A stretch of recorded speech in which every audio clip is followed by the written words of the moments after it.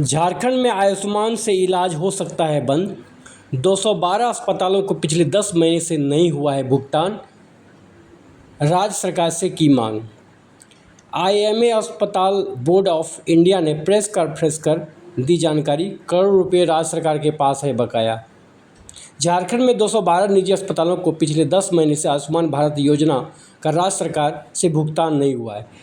इससे निजी अस्पतालों में राज्य सरकार के प्रति नाराजगी है। गुरुवार को आईएमए हॉल में आईएमए अस्पताल बोर्ड ऑफ इंडिया ने प्रेस कॉन्फ्रेंस कर यह जानकारी दी है। प्रेस कॉन्फ्रेंस में बोर्ड के chairman doctor Anant Sinha, secretary doctor Shambhu Prasad Singh, vice chairman Amit Mohan, joint secretary doctor Lal Majhi, treasurer doctor Rajesh Kumar ने संयुक्त रूप से कहा कि हम लोगों का पिछले 1 साल से करोड़ों रुपए आयुष्मान भारत योजना के तहत बकाया है।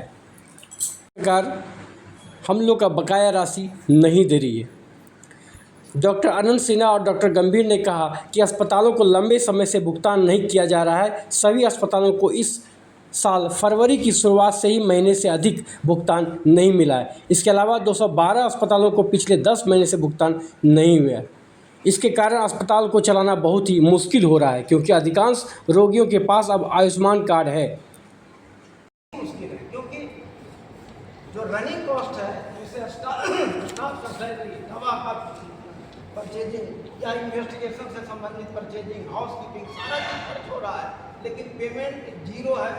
12 फरवरी से अभी तक 1 पैसा नहीं दिया गया है और 212 हॉस्पिटल का 2024 के मार्च से नहीं दिया गया है। लोगों ने सुन ली, सिर्फ एक ही मकसद था, सब public, everybody seems to be against the government, against the hospitals. ऐसी बात नहीं है। हम लोग सब तरह से सरकार के साथ भी सहयोग कर रहे हैं। तो हम लोग आपसे ही पूछ रहे हैं कि आप बताएं, जनता बताए कि हमें क्या करना चाहिए। सब हॉस्पिटल्स के पूरे खजाने खाली हैं, सैलरी देने को लोगों को पैसे नहीं है, सब के सब ओडी पे चल रहे हैं बैंक से। उसका भी एक अपर लिमिट होता है, सारे क्रॉस करके। हमें मार्च से मिल रहा है कि अब पेमेंट आना शुरू हो जाएगा। हम लोग उम्मीद लगा के बैठे मार्च, अप्रैल, मई। अब कहीं कहीं से उड़ते उड़ते खबर आती है कि अभी उम्मीद ना रखी, जल्दी पेमेंट करें।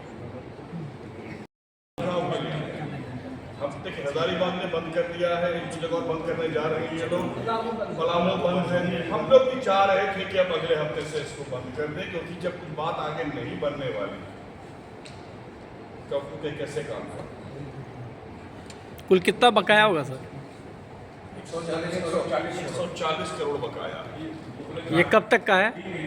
ये हम लोग के 3 महीने का सब हॉस्पिटल्स का है। अच्छा, और जो नागपुर ट्रिगर्ड हॉस्पिटल है उनका लास्ट ईयर मार्च अप्रैल से बंद।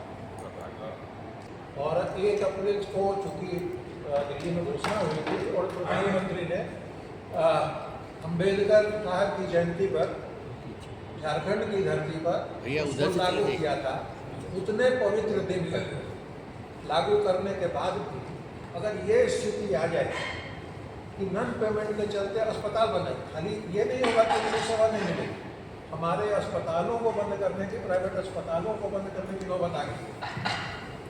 अब इसमें आप लोग के माध्यम से, चूँकि हम लोग हर दरवाजा खटखटा चुके हैं, शहीद भाई को भी आप लोगों ने सुना, राजेश जी को भी सुना, आनंद जी को सुना, शंभू जी को सुना, हम लोग मंत्री, मुख्यमंत्री सबको, लेकिन सोए हुए को उठाया जा सकता है।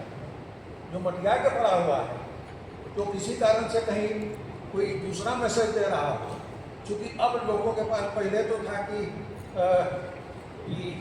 पॉवर्टी बिलो पॉवर्टी है, सब तरह की होता था, अब सब आयुष्मान में आ गया। लेकिन अब तो हमारी संस्थाओं को बंद होने का नौबत आ गया। ऐसी ऐसी संस्थाएं हैं जो बगल में हमारे यहाँ पर जो बैठे हैं, उसमें से काफ़ी कुछ हैं जो कि अभी बैंक से लोन लेके तो अपने कर्मचारियों को सैलरी दे रहे हैं। हमारे यहाँ प्रॉब्लम अब बहुत लंबे समय से चल रही है कि लोग अस्पताल बाध्य हो गए कि और नहीं चला पा रहे, उनको बंद करने का नौबत आ गया। ऐसा नौबत पहले कहीं नहीं आया। इसमें एक बार जो इसमें बहुत सारी समस्याएं हैं, हम उसको शुरू से झेल रहे हैं। अगर मैं एक एक करके, मैंने आपको प्रेस रिलीज आपको मिला है, भुगतान की समस्या हर साल आती है। जिस समय इंश्योरेंस का प्रीमियम देना रहता है, उस समय कुछ समय के लिए भुगतान बंद होता है, शुरू हो जाता है। फिर इसके अंदर एक प्रावधान है कि आप इलाज करवाते हैं तो आपको किसी ना किसी तरीके से कोई ना कोई रिजेक्शन दे देता है। रिजेक्शन पे सुनवाई होती है। सुनवाई के लिए एक ग्रीवांस रिड्रेसल सेल है जिसकी मीटिंग हर महीने हर डिस्ट्रिक्ट में हर जिला में होनी है।